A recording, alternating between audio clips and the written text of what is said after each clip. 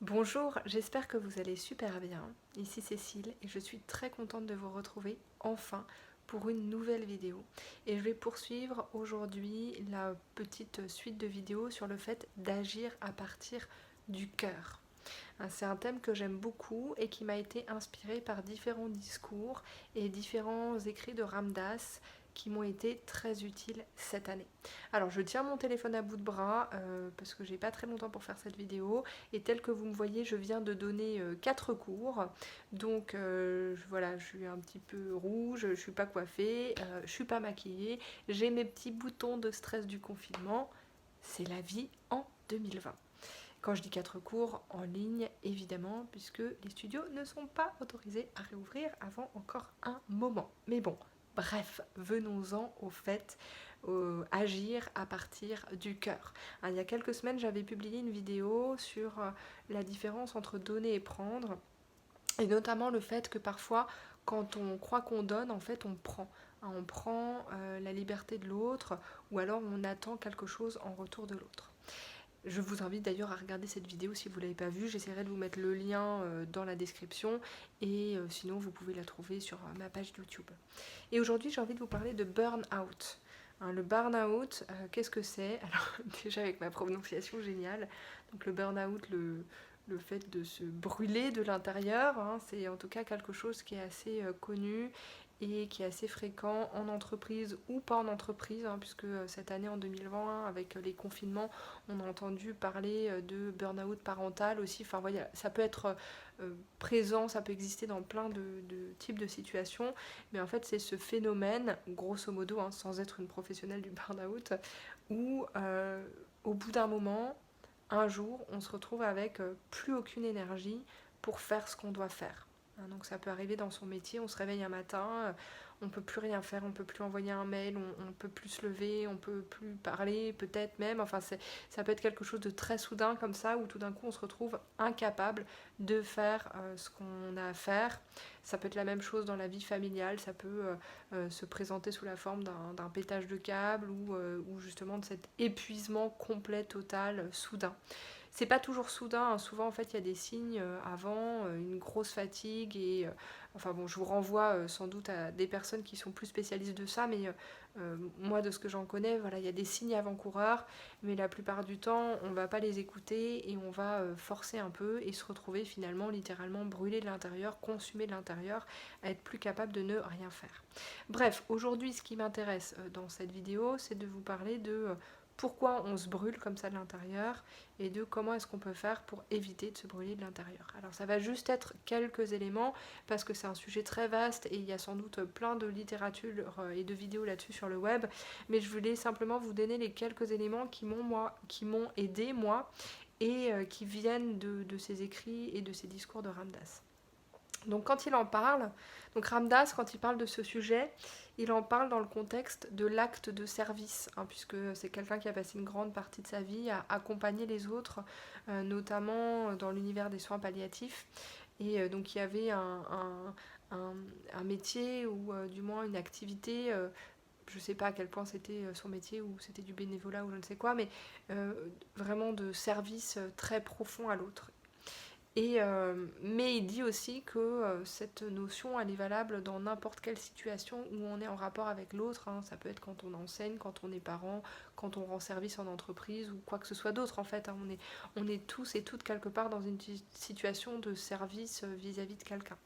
Et il nous dit que les deux choses, les deux éléments qui font qu'on se crame comme ça de l'intérieur, eh bien c'est premièrement le fait qu'on s'identifie complètement à son rôle, comme si ce rôle qu'on se donne quand on agit, c'était nous. Et le deuxième élément pardon, c'est le fait qu'on est attaché au résultat de notre action. Donc le premier élément, effectivement, le fait qu'on s'identifie à notre rôle, ça peut être vrai pour beaucoup d'entre nous, le fait que quand on fait quelque chose pour quelqu'un, ou pour une équipe, ou quoi que ce soit dans ce genre de contexte, eh bien on va être complètement dans cette chose, dans le sens où on va avoir l'impression que c'est notre identité. Que si on le fait mal, c'est notre identité qui est remise en cause, que si que si on le fait pas, on n'existe plus, ou que si le résultat de notre action, ou si notre action n'est pas jugée comme on le voudrait, ça nous remet en cause en tant que personne. Donc souvent on confond nous, notre personne, notre nature profonde avec ce qu'on fait. Et c'est quelque chose qui arrive très facilement en fait et très naturellement parce que d'une certaine manière, il n'y a rien dans notre environnement qui nous dit l'inverse. On peut penser, voilà, je suis un parent, je suis un manager, je suis un enseignant, je suis quelque chose. Et cette fusion entre nous-mêmes et notre rôle fait qu'à un moment donné, si ça ne se passe pas bien notre rôle, ou si c'est un peu trop pour nous, on va avoir ce phénomène de se consumer, nous, de l'intérieur. Parce qu'il n'y a pas de distance entre nous, entre notre nature profonde, ce qu'on est vraiment, et notre action.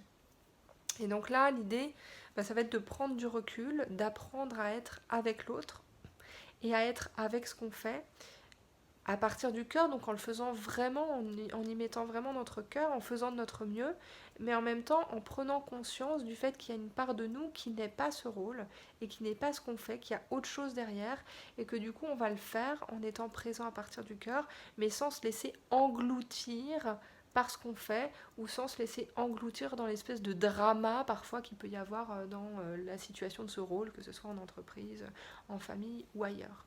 Finalement, nous, on est beaucoup plus que ce rôle, que cette action.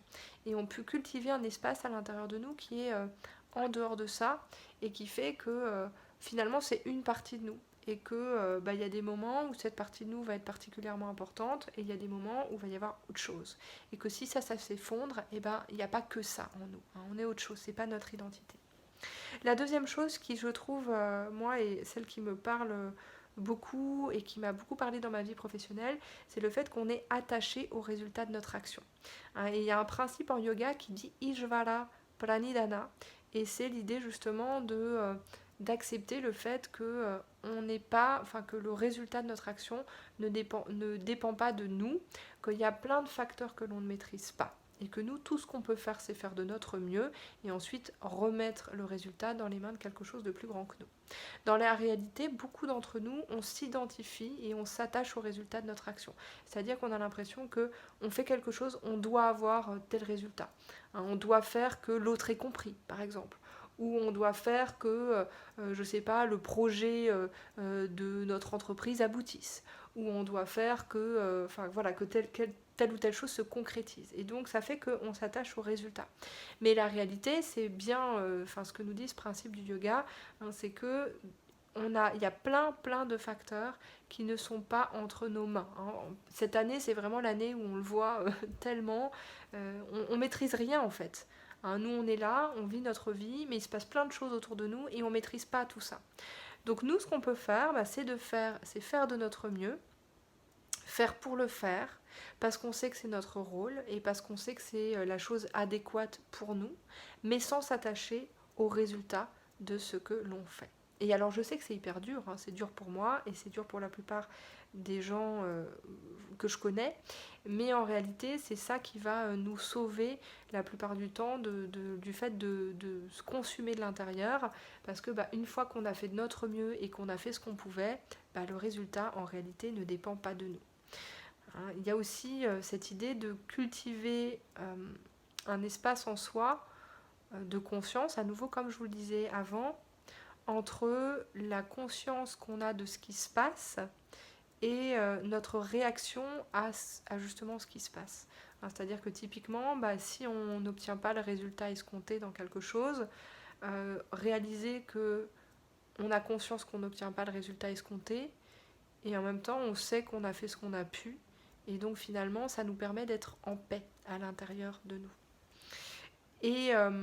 Et cet espace, alors il est vrai dans cette situation, mais pas que. C'est-à-dire que finalement, à chaque fois que quelque chose arrive, savoir que oui, c'est en train de nous arriver et que oui, on se sent de telle ou telle façon parce que c'est en train de nous arriver, mais que il y a un espace derrière ça et qu'on peut choisir notre réaction dans une certaine mesure. Ou si on ne peut pas choisir notre réaction parce que ça a été trop frontal et que ça nous a atteint de l'intérieur, on peut choisir notre réaction à cette réaction. Il y a toujours un plan sur lequel on peut se placer pour cultiver cet espace à l'intérieur de nous. Et puis finalement, il y a une dernière dimension qui est de savoir cultiver deux plans en même temps à l'intérieur de nous. Apprendre à ressentir le fait que oui, là par exemple, ça craint, mais en même temps, on a conscience du fait que au fond, derrière, même si ça craint, bah ça va quand même. C'est-à-dire que on peut cultiver cette capacité à cultiver deux plans en même temps, deux sentiments en même temps à l'intérieur de nous. Oui, je suis triste, oui, je suis énervée, oui, je suis fatiguée, mais en fait, oui, ça va. Et je sais aussi, en apprenant à me connaître, ce que je peux faire pour développer cet espace où ça va et pour prendre soin de cette partie de moi qui va pas bien. Donc c'est vraiment apprendre à cultiver cette richesse à l'intérieur de nous où il n'y a pas juste une chose qui se passe à un instant T, mais il peut y avoir plusieurs choses. On peut avoir mal, on peut se sentir pas bien par rapport à quelque chose, et en même temps on peut savoir qu'au fond, derrière ça, autre part, à l'intérieur de nous, ça va. Voilà, j'avais juste envie de partager avec vous ces quelques réflexions, notamment ces deux éléments sur le pourquoi on se crame, pourquoi le burn-out, ce fait cette réalité qui est que la plupart d'entre nous, on s'identifie complètement au rôle dans lequel on est dans le monde. On n'arrive pas à enlever cette casquette ou à réaliser qu'on a plusieurs casquettes et que ou alors réaliser justement que ce rôle que l'on a n'est qu'une casquette et que nous, on est en dessous de cette casquette et que si on l'enlève, on est toujours là entier et que ça ne porte pas atteinte à notre intégrité, même si parfois ça fait mal. Et puis aussi le fait qu'on s'attache aux résultats de nos actions sans prendre en compte le fait que dans ce qu'on fait, 99% du résultat de notre action ne va pas dépendre de nous. Encore une fois, la plupart d'entre nous, je suis sûre qu'on avait mis plein de choses en place pour cette année 2020 et puis finalement on s'aperçoit que on ne peut pas mettre en œuvre ce qu'on voulait parce que ça ne dépend pas de nous et qu'il y a plein de facteurs externes. Donc c'est une fois qu'on a réalisé ça, ça nous donne peut-être des pistes pour s'observer, pour apprendre à se connaître, voir comment nous on réagit et apprendre à cultiver un espace en nous et à moins se consumer de l'intérieur et arriver à être présent et présente à partir du cœur, mais sans se laisser engloutir par ce qu'on fait ou par le résultat que l'on attend quand on mène une action. Voilà, c'est ce que j'avais envie de partager avec vous. Alors comme l'autre fois, je vous dis, j'essaie de venir plus souvent et de faire plus souvent des vidéos. Il se trouve que j'ai pas mal de cours en ligne en ce moment, que vous pouvez suivre d'ailleurs, que je donne via Zoom. Si vous avez besoin d'infos, vous pouvez m'envoyer un email. Mais voilà, il se trouve que j'ai pas mal de cours en ce moment. Et puis voilà, il y a les enfants. Je continue d'enrichir aussi mes formations pour pouvoir apporter plus à mes élèves. Donc ça fait que je suis pas mal occupée. En même temps, j'essaye vraiment d'être plus présente. Donc espérons que je mettrai une autre vidéo en ligne la semaine prochaine ou très vite en tout cas. Je suis pas mal présente sur Instagram aussi, donc si vous voulez me rejoindre, je suis à Cécile-yoga. Voilà, je vous remercie infiniment. N'hésitez pas à partager votre expérience en commentaire ou ce que vous avez vécu comme situation en termes de burn-out ou le genre de situation qui s'en rapproche. Partagez votre expérience toujours dans le respect. Moi, ça me fait très très plaisir de vous lire. Et puis, je sais que parfois, ça peut aussi créer des résonances chez d'autres personnes. Donc, prenez cet espace comme un espace où vous pouvez vous exprimer, mais toujours dans le respect de l'autre. Et moi, je vous souhaite une très très belle journée. Et passez une très belle journée, prenez grand soin de vous, prenez soin des autres autour de vous et ne vous consumez pas, mais prenez soin de vous et de votre espace intérieur. Je vous embrasse et je vous dis à très vite.